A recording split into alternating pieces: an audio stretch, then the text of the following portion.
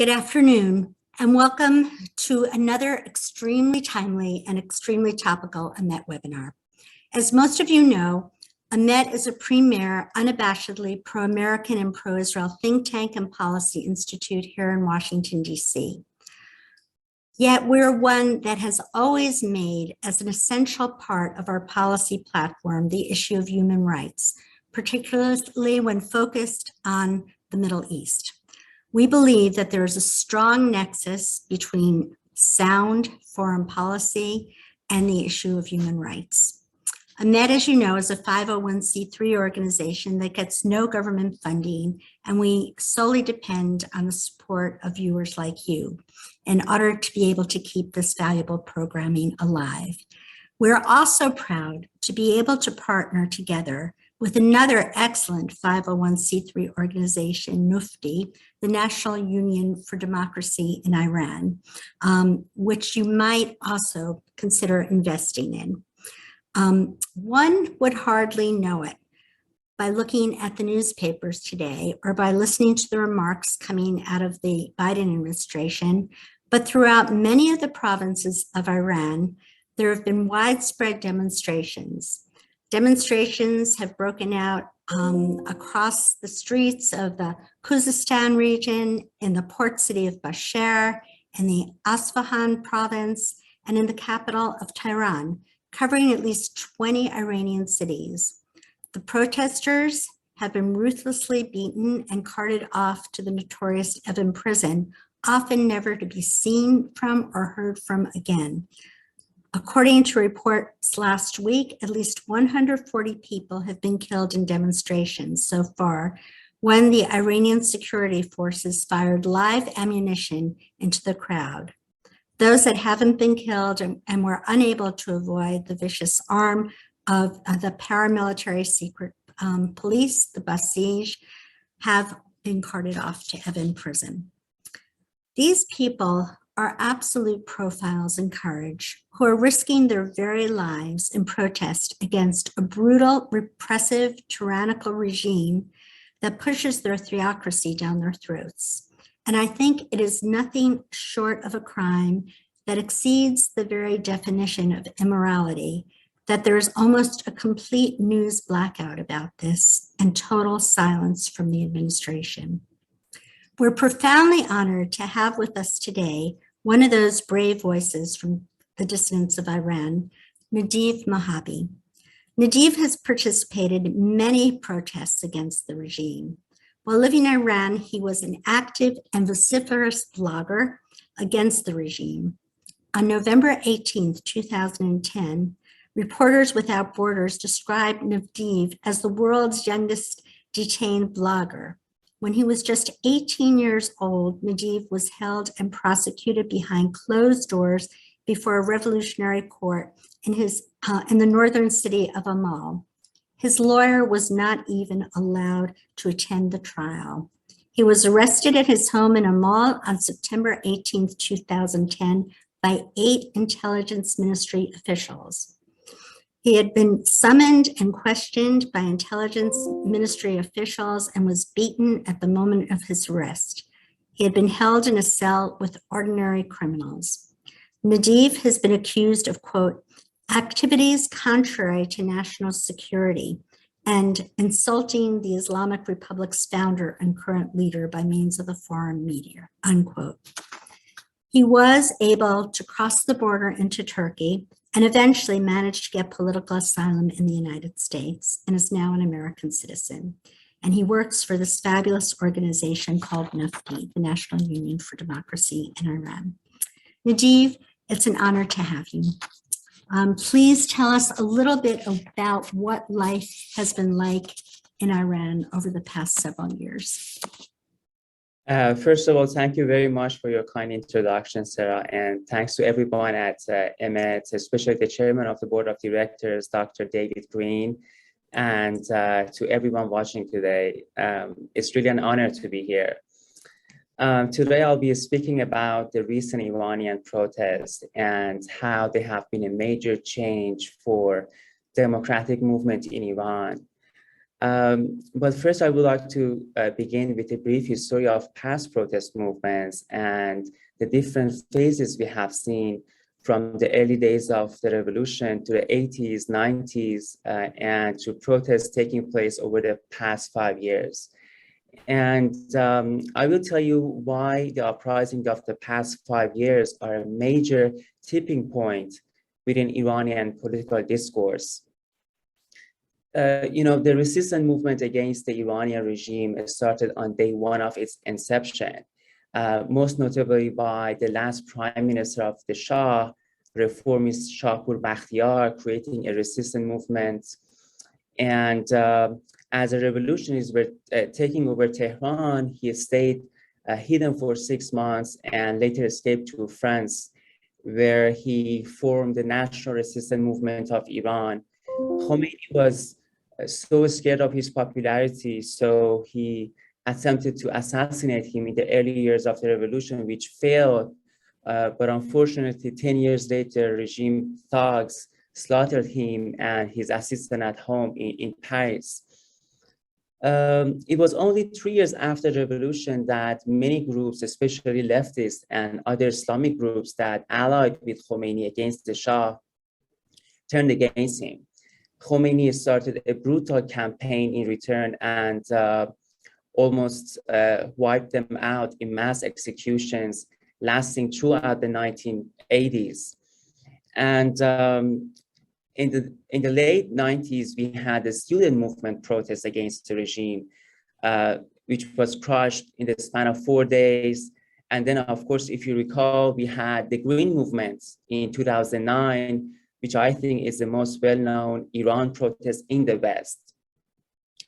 But the origin of that protest uprising was at first in opposition to the fraudulent election. The goal was not necessarily a regime change, but over time, these protests became directed against the very existence of the regime.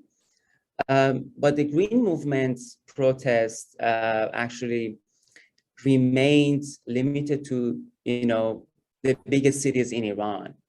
It has never been a widespread protest, but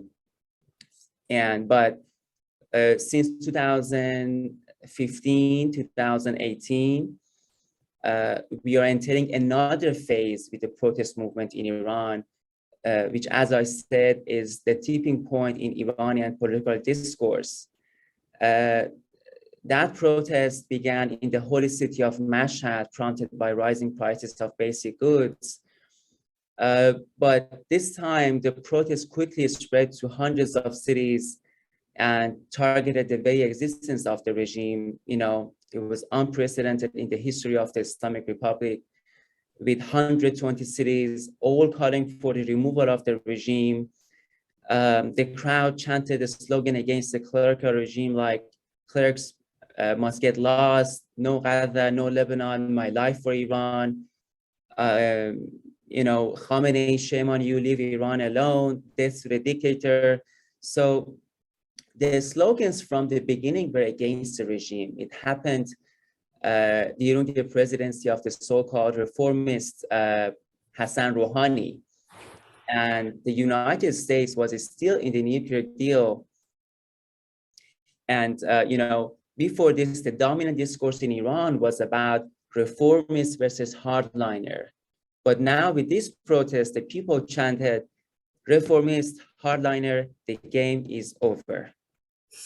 I remember that Rouhani was so upset with this round of protests that he said they played a major role in emboldening President Trump to leave the JCPOA. Back then, President Trump was in the White House, and these protests were gaining international attention from the media. Since then, we have had 6 massive uprisings against the regime. The most famous one being the November 2019 uprising, the bloodiest street protest in the history of Iran. In hundreds of cities, people took to the street, all demanding the collapse of the regime. Unfortunately, the regime responded with an iron fist, slaughtering 1,500 protesters. I have to tell you, all my life, I have never seen such brutality. I always knew that this regime was brutal, but this kind of bloodshed was beyond my imagination. Back then, the US State Department is sued by protesters. It was given a spotlight. It became an international event, but we still did not see any meaningful action from Western countries other than mere condemnation. And I think that the Iranian society has never recovered from this tragedy. Since 2019, Aban or November 2019 is in our daily conversation. The families who lost their loved ones do not want their death to be in vain. So when I say that 2017 was a tipping point in the discourse, consider that we used to see protests every 10 years. But now we have large-scale protests every 6 months. But unfortunately, these protests are often met with a harsh reaction from the regime. You know, I can tell you that the Islamic Republic has done anything you can imagine against the Iranian dissident, especially in the past 5 years.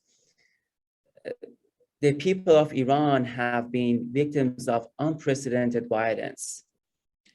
I remember in 2018, repression got to a level that the leftist organization Amnesty International called it a year of shame for Iran.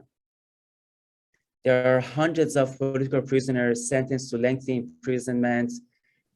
The regime continues to abuse them while the international community is so busy reviving the infamous nuclear deal.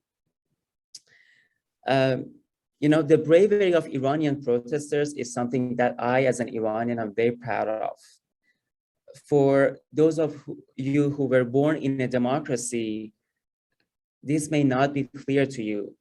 If you go out to a protest in a country like Iran, there's a chance that you will not come home. You will face arrest, losing your career, torture, harassment of your family. You will lose every right as a citizen. I remember coming to a protest in America, the police gave me a high five. What the Iranians are getting from the IRGC and Basiji militia is bullets targeted at their head and heart. I remember in 2009, my father would even lock the door, not letting me leave the house because he was worried about my safety. Something that I will never forget, he told me back then, I lost one of my brothers in the protest. I don't want to lose my son. This is the dilemma that parents of youth in Iran have to deal with on a daily basis. It's a question of life or death. It is very painful to me that despite all this bravery, the international community does not take this uprising seriously. Under a totalitarian regime, coming to the street is not their first choice, it's their last choice. So if they come to the street, it means that people have had it up here. It's even more painful to me that some in the West downplay the scope of these protests, minimizing them to being over the price of just groceries, or dismissing it by saying that this kind of protests happen all over the place. It is not just in Iran. But in reality, these uprisings are the voice of a people who have political aspirations for their country. They want freedom. You know, I can say that Iranians never got used to the Islamic Republic and its repression. The regime does not represent the values or the culture of the majority of Iranians. 2/3 of the people were born after this revolution in 1979. When you look at their goals, when you look at their lifestyles, you see that there's nothing in common between the regime and its young people. A regime that practices gender apartheid, oppresses minorities and the LGBT community, banning dancing, banning alcohol. It's an abnormal regime. And the numbers also reflect this.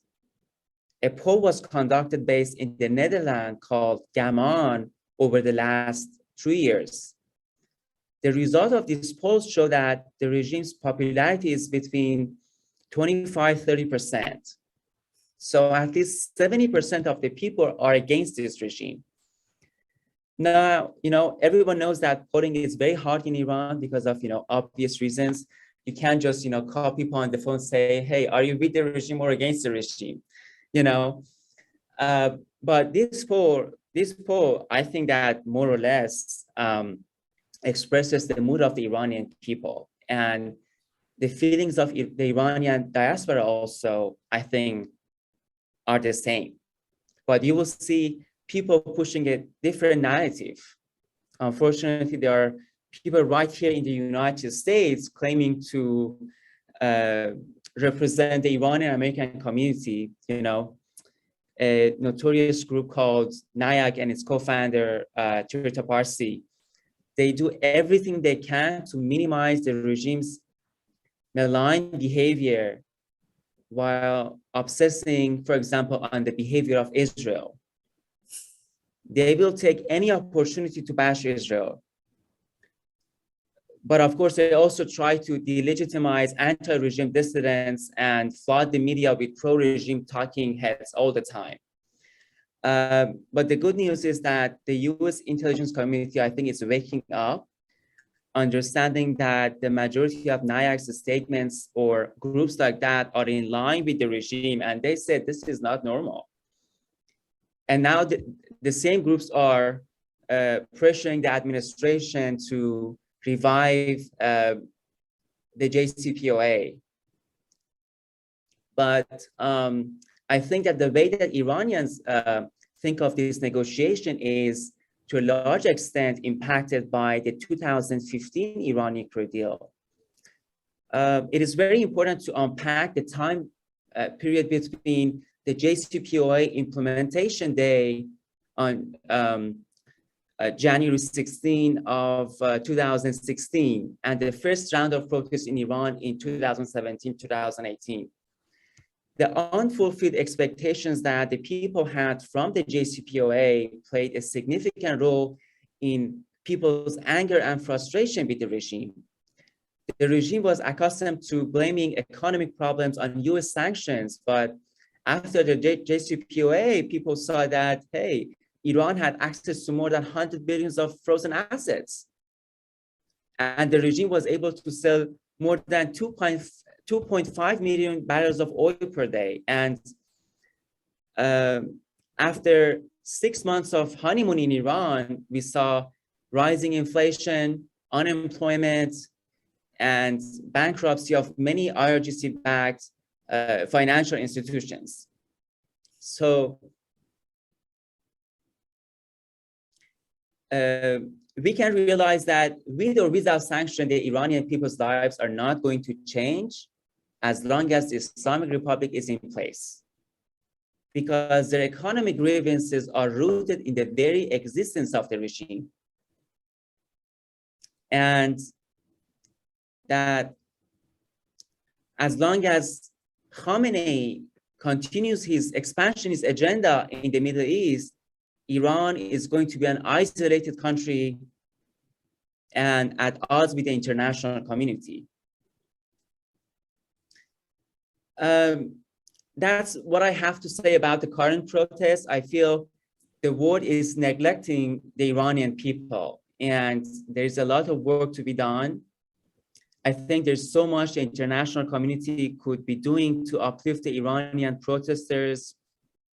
As an Iranian, I can tell you that the greatest ally the United States and Israel have is the Iranian people. if you think of it as a deal, then investing in the people, not the regime, will bring better returns than you could ever imagine. I don't want to bore our audience anymore, so I will open the floor to any questions on Iran related. I would like to hear any thoughts or questions you might have, Sarah. Thanks again for putting this together. I really appreciate it. It's wonderful, wonderful. You're so courageous, Nadeed, and we're just delighted, Naveed, and we're so delighted to have you. How do you think the American government can help the Iranian people? Are the sanctions enough to bring down this regime? Is there more that we should be doing? Sanctions are certainly needed on totalitarian regimes like the Islamic Republic. The people inside Iran living under this pressure are the ones telling us this. I'm not saying that people enjoy economic sanctions, but they understand that to bring down the regime, international support is necessary. So maximum pressure is certainly necessary, but we believe that it is not alone sufficient. We at Nofty proposed a second step of maximum support, which we are currently formulating with our friends and experts here in Washington, and hope to roll out at the appropriate time as our blueprint for a comprehensive Iran policy that protects America's national security and supports the Iranian people. I think that the Western countries have immense capabilities to help the Iranian democracy movement. They have done it in the past. They can do it again. You know, from political and diplomatic pressure to financial and intelligence support. I think that Iranian dissident groups and diaspora around the world are ready to fight the regime because this is their fight and should be fought and won by them. But it is the regime that has the oil money. An army of mercenaries and apologists all around the world, and a massive, repressive machine. So Iranian dissidents need funding and resources to fight back. Also, we need dialogue between these dissidents and countries that also stand against the regime. I think that we need a coalition, but I'm also very optimistic about the future. Excellent. Prior to the Khomeini revolution, Iran and Israel had very friendly relations. Do you believe that if the regime were to be overthrown, we could ever get back to this? Is it possible to return to a foreign policy that isn't centered around Islamist ideology? Absolutely. You know, once this regime is gone, its anti-Semitic ideology is gone. The Iranian people have no problem with the state of Israel. You know, Persian Jews have lived in Iran for thousands of years, peacefully alongside their fellow citizens. Actually, I remember reading a poll conducted by ADL in 2014 or 15, which said Iranians are the least anti-Semitic people in the Middle East. Not the regime, the Iranian population. As you mentioned, before the revolution, Iran had close ties to Israel. Iran was second after Turkey in de facto recognition of Israel. Tremendous economic and military exchanges took place. You know, Mohammad Reza Shah Pahlavi allied with Israel to counter the pan-Arabism of Jamal Abdel Nasser and Saddam Hussein. Israel actually shared information about, you know, communist rebel and forces in the Middle East with the Shah of Iran. Israel helped Iran to develop its air defense system and even helping, you know, the modernization of Iranian farming. Before the revolution, I think up until 1978, 7% of Israel's exports were to Iran, before the revolution. And the funny thing is that now everyone is concerned with Iran's ballistic missile program, when back in the day, Israel helped Iran develop it. When I see the threat that Iran presents to Israel by supporting Hamas and Hezbollah, forcing the Israeli people to live under the constant threat of, missiles coming from all over the place, it is such a shame. And I have no doubt that, the glory days of Iran-Israel relations will be restored once this medieval regime is thrown into the dustbin of history. I think that if we look to the future, there's so much potential for exchange between these two countries. And I hope that Iran one day can become the main ally of Israel in the region. I think these two countries are unique in so many ways. Beautiful. Inshallah. Navid, if you had one thing that you could say to the Biden administration, what would it be? My message to the Biden administration is that do not invest in a nuclear deal that is not supported by half of the population. And even if you make a deal, it's not going to last long. I think that for the sake of, our interest, U.S. foreign policy and national security matters should be on a bipartisan basis in order to succeed. And, if you ignore the hopes of the Iranian people who always looked at the U.S. so positively, I think the reputation of the United States will be permanently tarnished in the eyes of Iranians. You would not want to lose such great allies. I think Iranian people are national allies for the American people and the people in Israel. Beautiful. And now I'm going to turn the podium over to my wonderful colleague, Gabe Toole, who will ask you some of the questions that have come in from the audience. Great, thank you so much. We've got a lot of questions coming in. We're probably not going to be able to get to all of them. I'm going to try and condense some together if I can. You touched on this a little bit already. You mentioned it, but we've had some questions on, how are the Iranian people inside Iran viewing the JCPOA and the return to a JCPOA? And if you could speak a little bit more of how domestically the Iranians are viewing these in the negotiations. I think I mentioned that in my talk. So I think Iranian people's perception is to a large extent impacted by the 2015 nuclear program, the nuclear deal. They see that, well, the regime signed the deal, they got billions of dollars, but nothing has changed in their daily lives. The economic situation got worse day by day, and people came to the street actually for the first time. When I said that 2015 was a tipping point of protest movement in Iran, people actually took to the street when the US and Iran, both of them were in the deal. Iran was able to sell its oil easily. So the money was coming, they had access to frozen asset, and people still came to the street and said, where did the money go? So I think if you're asking the people right now, they say, well, Iranian society is not the Iranian society of 2015.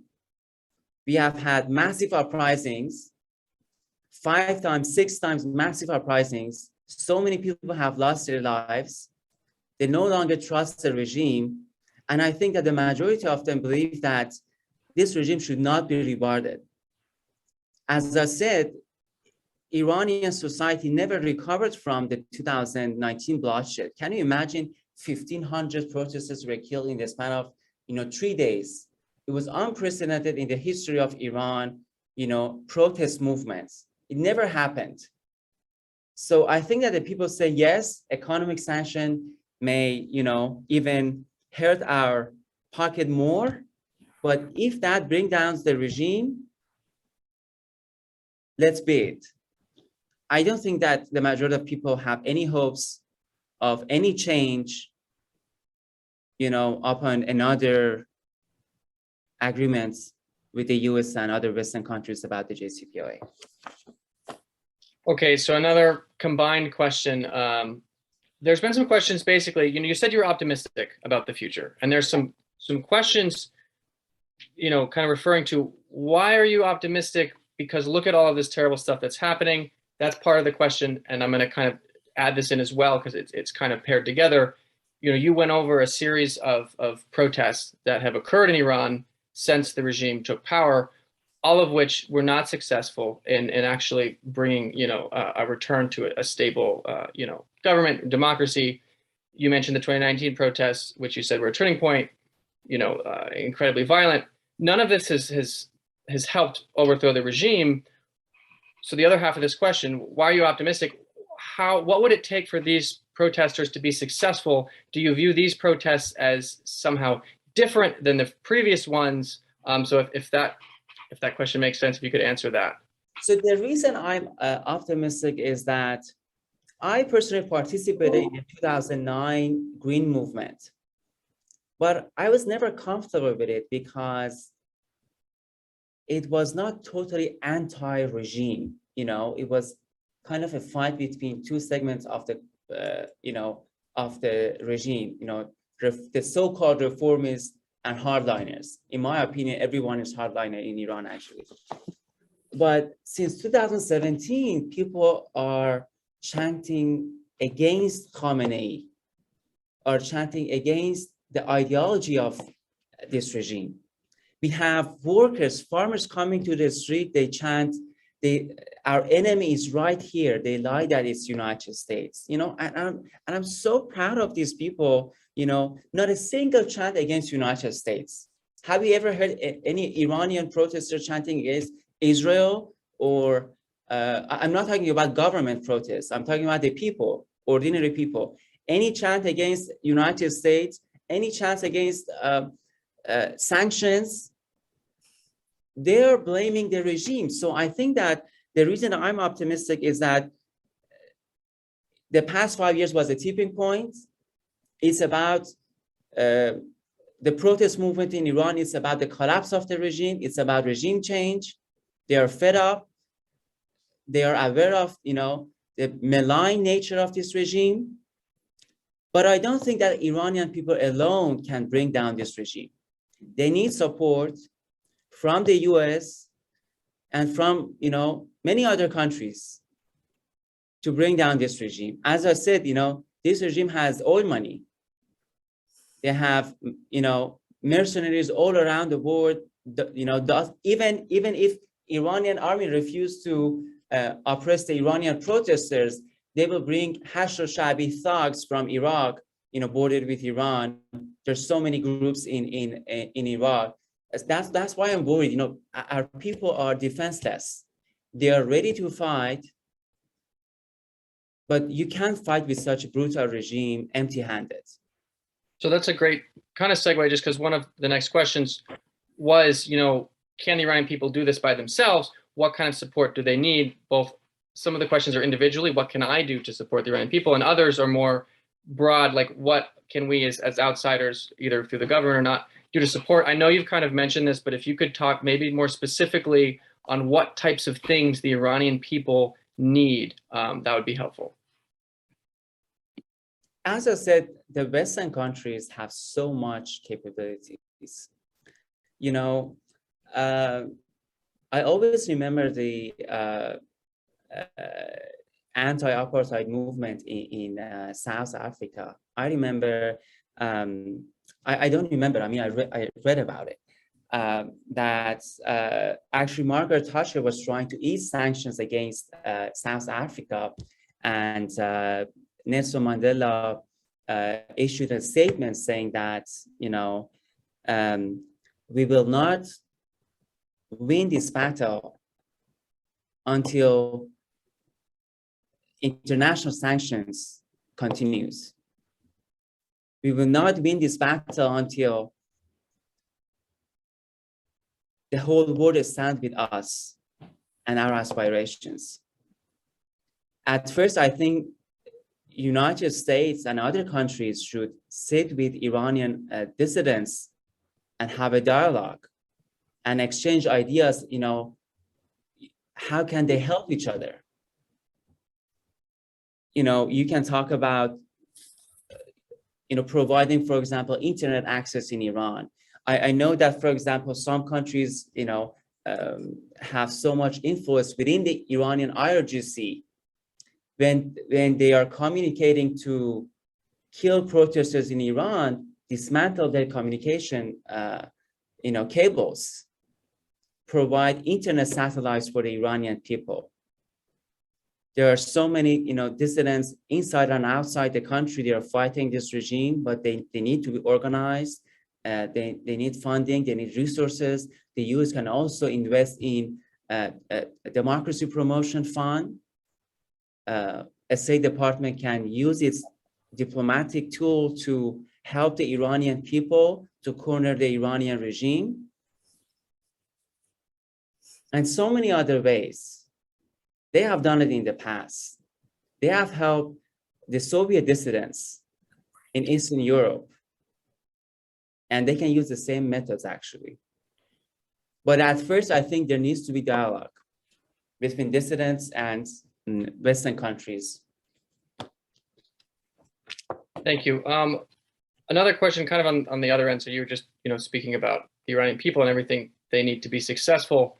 So far, the regime has been successful. Now, obviously, you go back to 2019, violence is one of the main tools that they've been using to be successful to quell these protests. But outside of that, if you could speak a little bit more specifically, clearly the Iranian regime is able to support the elite enough that they are continuing to side with the regime.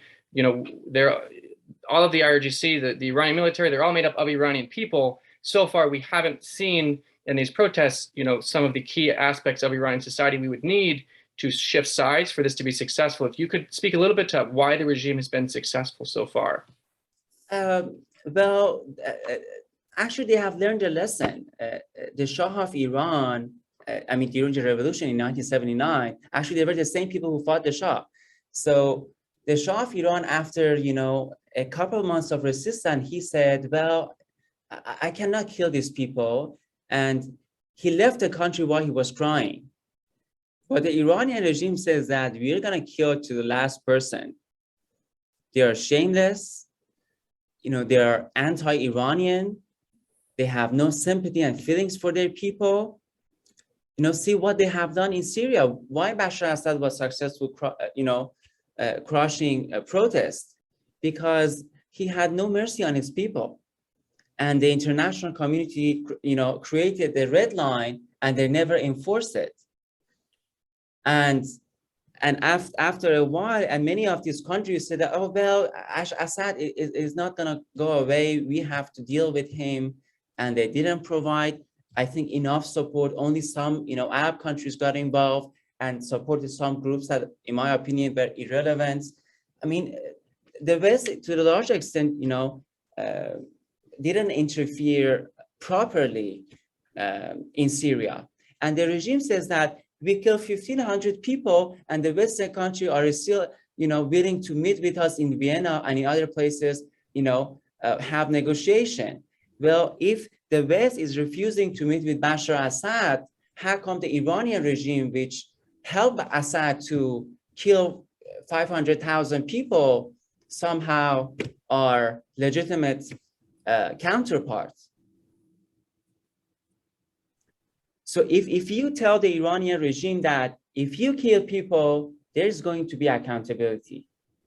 Khamenei will be prosecuted in the international court. You will face sanctions. We will leave negotiating table for JCPOA. Probably I shouldn't be saying this, but sometimes I really get jealous of, Saudi activists, human rights.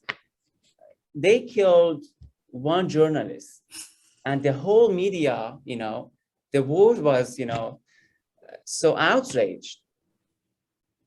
But Iranians are being killed on a daily basis, not only in Iran, but all around the world, and no one is paying attention. I don't know, like, what's the difference between human rights in Iran and Saudi? We are being killed. No one is paying attention. Iran's prime minister is all over Europe all the time. He even comes to the United States. Well, ban entry. Do not allow them to travel. Deport their, family members. And they always say, well, there's legal issues. We can't deport them, or we can, confiscate their wealth. See what they have done to Russians, those who were close to Putin. In a span of, 2 months, you don't hear about legal issues. You don't hear about any restrictions. They do everything they can. So if the international community, I think if they want, they can do something, but unfortunately, they just don't care. And that's why the Iranian regime says, they say, well, we have killed people, we have committed these atrocities, no accountability. Why they shouldn't do it again? Because it's working. So another question we've had is a religious question, basically asking, is this kind of growing anti-regime sentiment in Iran causing Iranians to view religion and or Islam differently and kind of push away from Islam altogether because of this regime? Actually, a lot of people say that the only, positive outcome of the Islamic Republic was that the people of Iran became secular, because we have been oppressed under the guise of Sharia laws. We have never had Sharia laws in Iran. We experienced it for the past 43 years. And now people understand that why the separation of religion and government is very important. Actually, before the revolution, the reason that people trusted Khomeini was that people had respect for religious leaders. They could never imagine that these people who are, preaching people about morality can become such devils. So they have learned their lesson. The only positive aspect of the Islamic Republic was that people became more secular. Thank you for that. There's some posts about this issue, but I don't have it on the top of my head. So another question that we've got, and I don't know if how much of an answer you have for this, but people would love to know more specific stories of individuals that are currently in prison or have been arrested, to kind of put names to faces of some of the groups or individuals that are protesting now that have faced the consequences of that, if you had any personal stories. There are hundreds of them in jail. I don't know which one should I name here, but we have religious minorities who are in jail. Baha'is are in jail. We have still people from 2019 uprising who are in jail. All segments of Iranian society are dealing with the oppression of their regime. I'm not sure if I should, give you a couple of names because, I like to mention all of them. But many international organizations are saying that Iran is one of the worst countries for journalists. I think after Turkey, Iran has the highest journalist prisoners in the world, and we have many Christian converts who are in jail, and many Baha'is and political prisoners from different groups. But I always think about the protesters, in 2019 who are still in jail. They are suffering. They have no access to, medical stuff, and they're suffering at the hands of the regime. I think we should always remember them. When I'm given the opportunity to talk about political prisoners, I like to mention all of them. Thank you. So we've had a couple of questions. So you brought up NIAC, and I know that you kind of gave a brief overview of them. One of the questions was, how is the Biden administration, do they have any relations with NIAC? But also just on a more personal note from Ahmet, right? So we meet with congressional offices daily. We've had some congressional offices say, we just met with NIAC. And obviously when we're meeting with them, we're explaining how this deal is really bad. The JCPOA, there's a lot of flaws in it, that these negotiations are not going well. NIAC apparently is meeting with congressional offices and saying the opposite and saying this deal is fantastic and it's very strong and like we need to get into it. And so I think it would be helpful if you had any information to kind of give, like, who is Trita Parsi? What is NIAC? What are they trying to do? That would be helpful for some of our listeners, I think. Well, to tell you who is NIAC, actually, Trita Parsi's mentor, who brought him from Sweden to United States, says that publicly over and over time again, that NIAC was created by Javad Zarif, former Minister of Iran. Of course, they deny it, but I see that there's a difference between Obama administration and the Biden administration. The Biden administration no longer interact with NIAC, at least publicly. I've never seen them meeting with the State Department or Trita Parsi during Obama years met with the White House officials 37 times, but now you don't see anything like that. A couple of Iranian mercenaries were arrested in the US in the past 2 years. And when I was reading their indictment, I was like, well, the US government, slowly is understanding what's going on. And I think it's because in 2017, the FBI established a foreign influence initiative or foreign influence task force, something like that. I think that maybe that played a role. Maybe they are engaging with them, they're briefing them that who these people are. But you mentioned members of the US Congress, they meet with everyone. And I think most of their relationship is with the so-called, progressive congresswoman. There are a couple of them. I mean, I don't think that they have influence in the US Congress anymore. I think NIAC is basically done, but I always say that the Iran lobby is way bigger than NIAC. There's a group of, journalists, think tankies, people in the media that are promoting the talking points of the regime. They're way more than NIAC. And I think the best thing that the US government can do is to immunize its people by engaging with them. Because of, some laws, you don't have to mention names, but talk about Iranian regime's, propaganda method and how they're trying to advance their interests here in the US so that the people don't fall victim to the lies of groups such as NIAC. You see that, the US media is always talking about China and Russia, about their propaganda method, how they're trying to, promote their interests here in the US, but not in Iran, because unfortunately, Iran is not yet a bipartisan issue. The regime feels that, at least, half the population have some sort of sympathy. That's how they try to exploit this, partisanship in the US. And I think that the best thing that the US government can do is to talk about this issue publicly. You don't have to mention any names, but talk about their tactics, talk about their method, as you are talking about Russia and China. So we've got a couple of questions now related to Israel.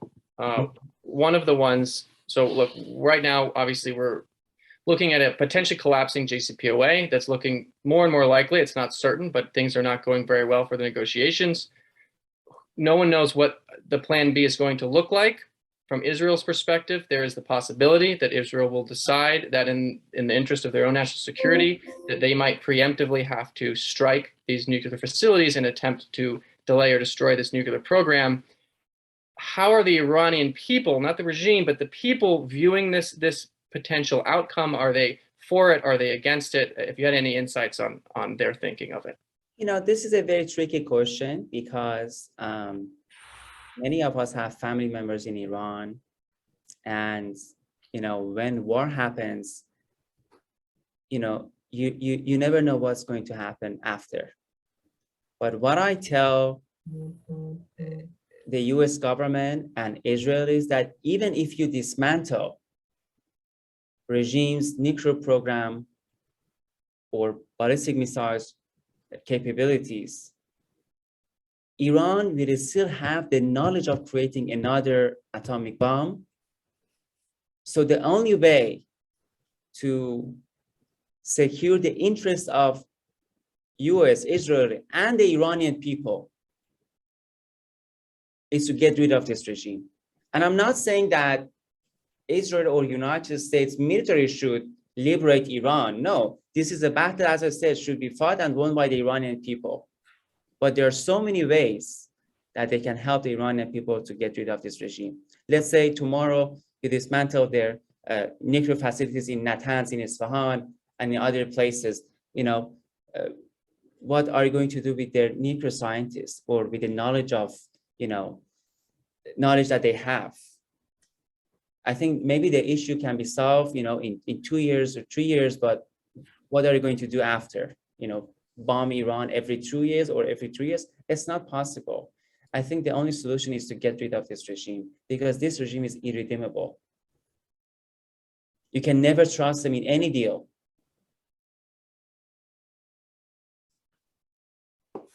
Thank you. And the other one, and this question, there's not a whole lot of credible information on this yet, but this is related to a series of individuals, both in Iran, dying under mysterious circumstances. You're seeing, you know, I believe some scientists.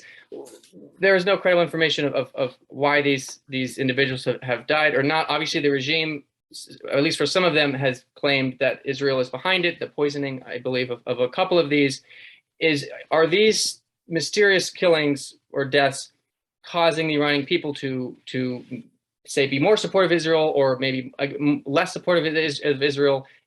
I know it's a little hard to answer this question, but if you... I don't know the answer to that question specifically, but I know what they're thinking. And they're like, well, you have so much influence in Iran and within Iranian, you know, intelligence, but why you're not, you know, helping with other things? I mean, that's the questions that they have. You know, there's so many, you know, brutal thugs in Iran that are oppressing the Iranian people. If you have so much influence in Iran, it means that, you know, you can do other things as well. I think that's what they're thinking. I don't know the answer to your question, you know, whether they like it or not, but I can tell you what they are saying. You know, so much influence in Iran, within IRGC, within Iranian MOIS. So you can help with other things. So this next question is not, it's not necessarily related to the protests. However, it's been asked and it is relevant, and I myself am also interested in your views on this. It relates to Iran's pursuits for a nuclear weapon, their nuclear program. Obviously, they remain incredibly close to transitioning from enrichment to actually developing a nuclear weapon. If that were to happen, which looks like they could make that shift soon, how does that change things for Iran? Obviously, that changes things strategically for foreign policy, but domestically, does this, you know, benefit the regime domestically? Would this cause the Iranian people to, if it was found out Iran just conducted a nuclear test, would this actually exacerbate the protests? If you could speak a little bit to more to that, because we're right on the cusp of... Yeah, absolutely. I think that in their own in their own words, they say that, I remember reading, watching an interview with very influential members of the parliament, Motahari, who said that the revolutionaries always were looking for an insurance for the regime. I think that a nuclear bomb will act as a security insurance for the Islamic Republic. They say that, well, we kill our people, we oppress them, so we will deal with the Iranian people. And then the problem is the United States and the Western countries and Israel. So we have to find a solution for their threats. And the nuclear bomb is the answer. That's how they view things. I think that it will definitely embolden the Iranian regime to kill even more. No one can talk about it. And it will also scare the rest of the world. So you can't go in a war with a country that, has a nuclear bomb, especially these crazies, just think of what would happen if Hezbollah gets its hands on nuclear bomb. They have no mercy on Iranian people. So what they're going to do with the people in Israel and the rest of the world, they will have no mercy. Thank you. We only have a couple of minutes left. I'm gonna pass it back to Sarah at this point. Right. Thank you, Gabe. Naveed, thank you so much for your brilliance and for your amazing intellectual honesty and moral integrity and courage. I really would like to encourage people not only to give to Amit, but to give to Nufti. I know that your email address is nufd.iran.org, right? And we have got to support groups such as this.